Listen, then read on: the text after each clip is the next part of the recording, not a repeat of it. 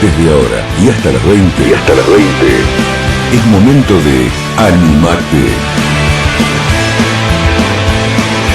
Un espacio para escuchar, charlar, crecer y sobre todo, para dejar atrás lo que nos detiene. Con la conducción de Aldo Gamba. Pero para entrar un poco más en detalle, ya lo tenemos en línea, y te lo decía al inicio del programa, Ariel Amoroso, presidente de la Asociación de Hoteles, Restaurantes, Confiterías y Cafés de la Ciudad Autónoma de Buenos Aires. Ariel, Aldo Gamba te saluda, buenas tardes, ¿cómo estás? Hola, ¿qué tal? Buenas tardes, ¿cómo andás?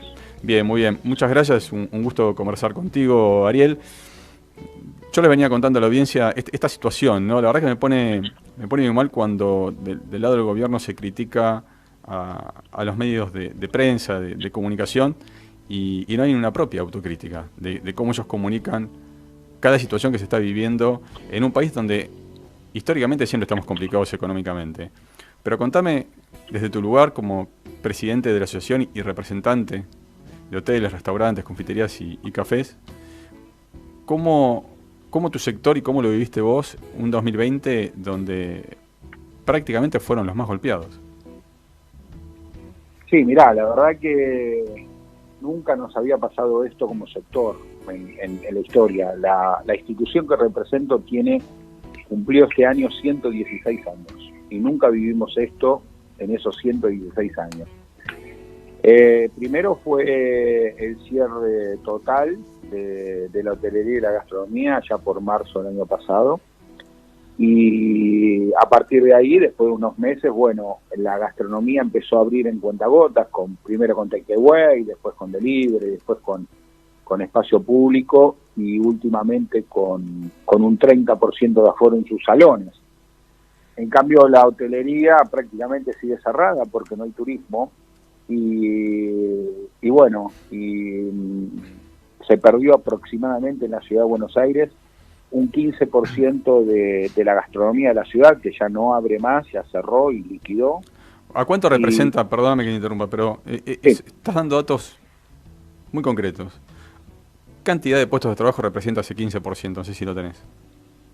Mirá, nosotros representamos en Ciudad de Buenos Aires aproximadamente a 60.000 trabajadores. Hay 60.000 trabajadores en el sector. Así que estamos hablando de entre 9.000 y 10.000 trabajadores que lamentablemente se perdió. Y se perdió el trabajo, pero aparte de perder el trabajo, nuestra industria es una industria mano de obra intensiva y en donde vos capacitas mucho a tu gente. Es decir, no es algo que vos,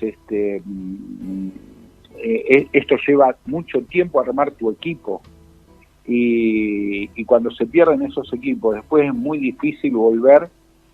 Tardás un tiempo importante en volver a tener un equipo bueno para trabajar en un negocio gastronómico. Y eso lamentablemente nos está pasando y yo vengo con un temor que lo vengo diciendo ya hace unos cuantos meses, que enero, febrero y marzo de este año van a ser durísimos para la hotelería y para la gastronomía porque se juntan muchos hechos en 3 meses. La caída del ATP, que eso, hay que ser sinceros, fue muy bueno para el sector porque hizo que no quebrara muchísimas más empresas gastronómicas y hoteleras, pero en diciembre se terminó. Se terminó, sí. El tema de ingresos brutos en la ciudad. Nosotros estamos, por una ley que sacaron del gobierno de la ciudad, durante 6 meses no pagamos ingresos brutos en la gastronomía y se termina el mes que viene. Estamos en la temporada baja de la ciudad de Buenos Aires, es decir, cuando en todo el mundo es temporada alta, cuando toda la Argentina es temporada alta, Ciudad de Buenos Aires es emisiva, por lo tanto estamos en temporada baja. Y si a eso le agregás la última limitación que tenemos cerrada a la 1 de la tarde, a la 1 de la mañana, bueno, digamos, es un combo muy difícil de soportar para la gastronomía y casi imposible para la hotelería. Ahora tengo una pregunta, Ariel. Vos mencionás recién la temporada baja, lo que nos comentaban el otro día en off, especialistas económicos nos decían que quizás al revés de lo que uno puede leer, se puede interpretar que al no irse la gente naturalmente de vacaciones a distintos puntos turísticos del país y al exterior, hay mucha gente que se queda en la ciudad de Buenos Aires y por naturalidad tiende, digamos, a salir mucha gente en Cava, principalmente en Cava.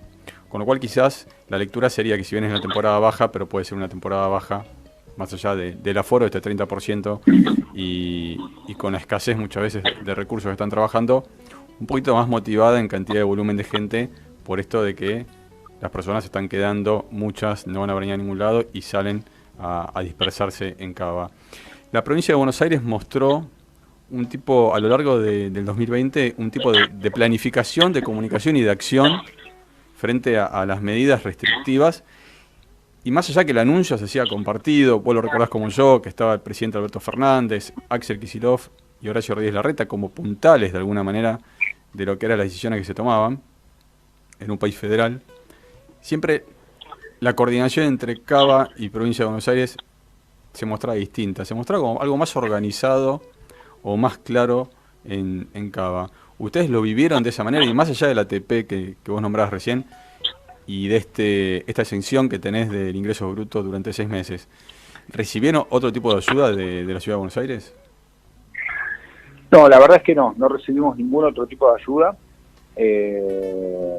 Así todo, lo que sí pudimos trabajar con Ciudad de Buenos Aires, que vino muy bien, fue la ampliación del espacio público, y eso fue excelente, porque a todos aquellos locales gastronómicos que pudieron ampliar el espacio público lo han hecho, y eso favoreció a muchos locales. Pero es como todo, en este momento hay sectores, vos nombrabas muy bien el sector del micro y macrocentro, y hay zonas en la Ciudad de Buenos Aires que están prácticamente sin demanda. Micro y macrocentro, como decías recién en tu editorial. Florida es un desastre. Florida es un desastre. Florida es la calle Corrientes. Fíjate la calle Corrientes a la noche y da realmente pena. No es la calle Corrientes de mi Buenos Aires. Yo soy porteño, no es la calle Corrientes que yo siempre conocí. Pero aparte de eso, Puerto Madero, no hay demanda en Puerto Madero, no hay demanda en San Telmo. ¿Por qué? Bueno, porque no tenemos las dos fuentes de demanda principales, las oficinas, que con el teletrabajo, lamentablemente para todos los empresarios que tienen gastronomía en esos sectores, se perdió, y no tenemos turismo hace un año. Por lo tanto, están en una situación muy complicada los locales gastronómicos de esas zonas. Ahora, la gente de tu sector hizo un esfuerzo enorme, ¿no? Como mucha otra gente también, claramente. Pero doy fe que trabajaron bastante en el diseño y en el rediseño de distintos protocolos, justamente como para poder trabajar, para poder garantizarse ellos mismos no contagiarse y tampoco, digamos, quienes pueden disfrutar de los servicios, contagiarse.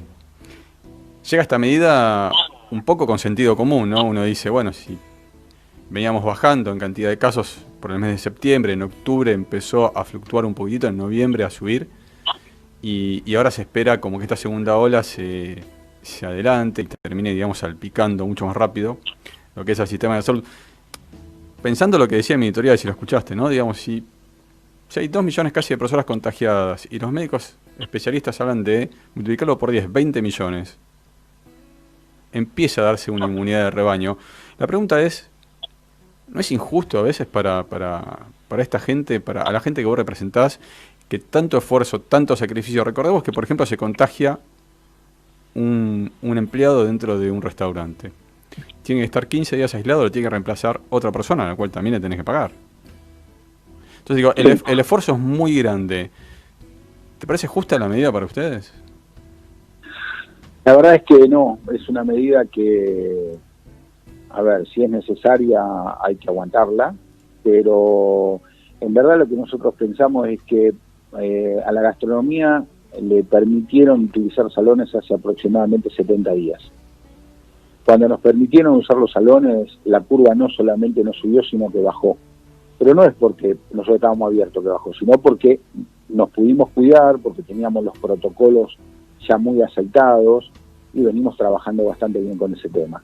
Ahora bien, nosotros pensamos realmente que la gastronomía no es algo que per se infecta o per se hace que aumenten los casos. En realidad lo que tenemos que hacer, esto es algo social y es algo que entre todos nos tenemos que cuidar.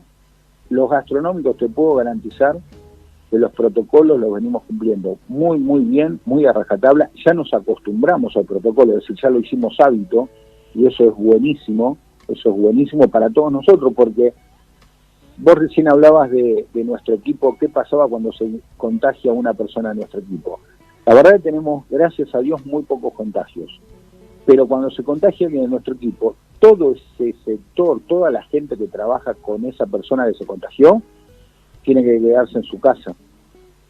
Entonces nosotros tenemos que cambiar el equipo entero. Por eso los equipos los tenemos particionados. Y eso es todo un tema. Eso, la estructura que tuvimos que armar cada uno de los locales gastronómicos para que eso funcione es muy diferente a lo que hacemos habitualmente y a cómo lo trabajamos. Por eso el esfuerzo fue enorme y por eso da mucha pena que, imagínate que la gastronomía tenemos prácticamente el 90% de los gastronómicos somos pymes. Y todos heredamos esto, es decir, el que es gastronómico te tiene que gustar mucho, porque si no te puedo garantizar que no haces este trabajo, porque es un trabajo en donde los fines de semana, en donde los días festivos, vos estás trabajando y todo lo demás, obviamente, están festejando. Sí, es esclavo. Te tiene que gustar mucho ser gastronómico. Y la verdad que es algo que cuando se cierra un local gastronómico, vos sabés que ahí atrás no se cierra solamente ese local y se pierde dinero, sino que lo que se cierra es un mandato familiar muy importante y da muchísima pena.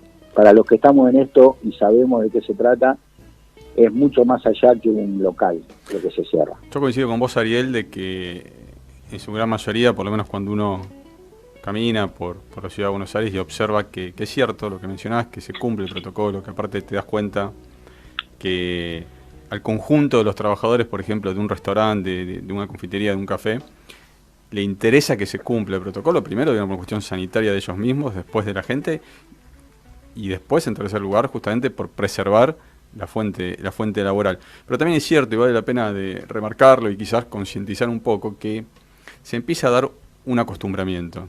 También hemos visto diferentes lugares, como cervecerías, donde hay mucha gente sentada una al lado de la otra, y donde vos ves que las cosas empiezan a no cumplir tan a rajatabla, y a ese acostumbramiento, ¿no?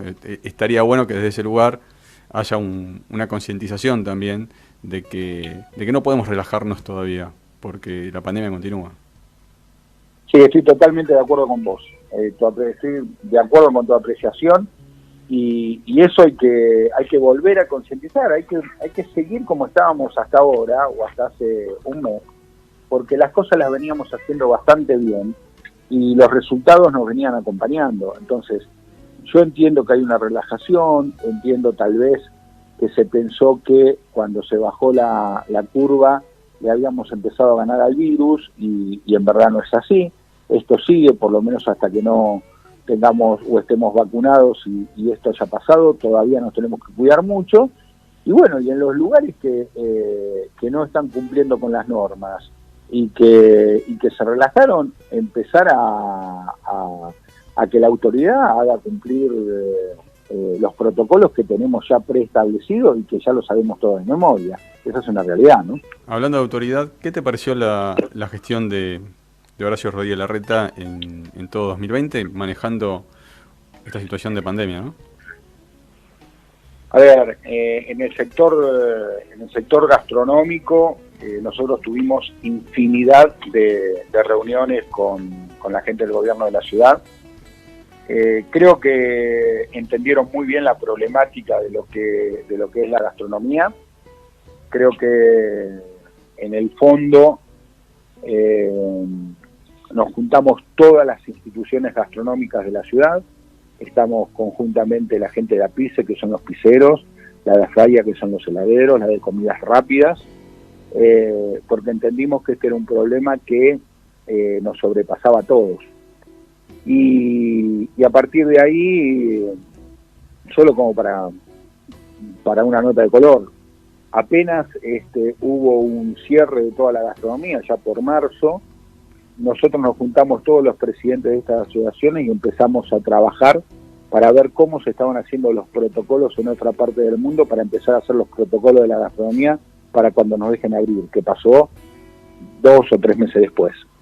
Así que nosotros trabajamos muy bien en conjunto entre todos los presidentes de estas instituciones, que es la primera vez en realidad que se da un esfuerzo tan mancomunado, y obviamente también tuvimos una respuesta del gobierno de la ciudad en ese aspecto, porque la realidad es que teníamos que trabajar con el Ministerio de Salud, cosa que nosotros no estábamos acostumbrados para nada, no teníamos tanto contacto, y teníamos que cumplimentar esos protocolos, discutir los protocolos y después ponerlo en práctica nosotros, que era muy difícil, pero bueno, creo que lo logramos y lo logramos bastante bien.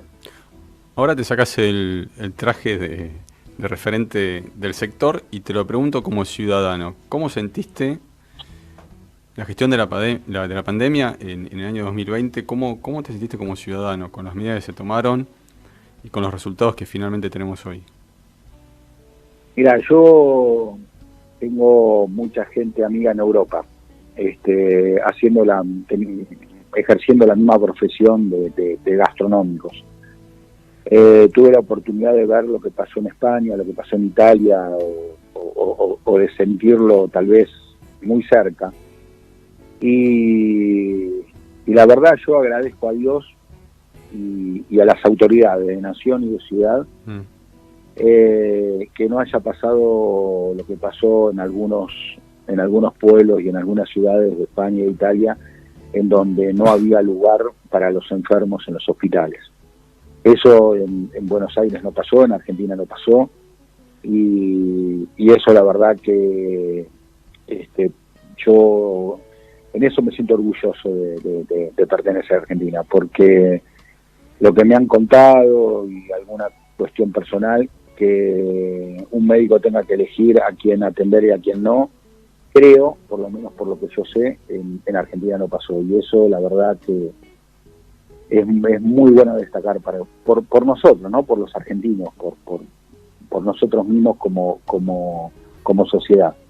Coincido plenamente, y es un poco a lo que hacía referencia en mi editorial, ¿no? El tema de las miserias, porque muchas veces no se reconoce porque estás del otro lado, porque tenés quizás otro color político y entonces te concentrás en lo que faltó, en lo que supuestamente no resultó, pero tampoco tienen esa claridad y esa medida como para decir, hubiésemos quedado como mencionabas vos recién, ¿no? Como España, como Italia. Recordemos que Italia, por ejemplo, desobedeció la indicación de la Organización Mundial de la Salud, que no se podían hacer autopsias a las personas muertas.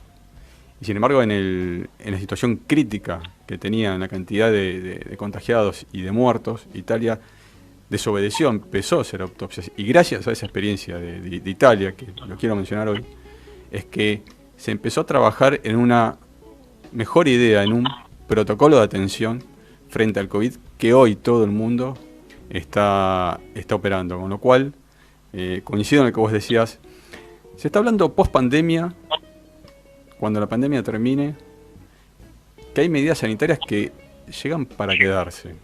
Porque hay una luz, no sé si coincidís, pero hay una luz amarilla en el tablero encendida de que pueda aparecer una próxima pandemia en cualquier momento. Y una de esas medidas aplican directamente al sector que vos representás, a los hoteles, a los restaurantes, a las confiterías y a los cafés, a los bares.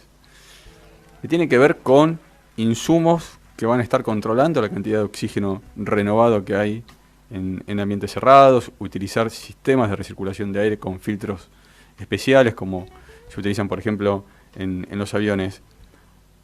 ¿Cómo ves vos, cuando se termine la pandemia, estos cambios, estos impactos, y hasta te diría yo, el teletrabajo también, cómo impacta económicamente en un nuevo funcionar, ¿no?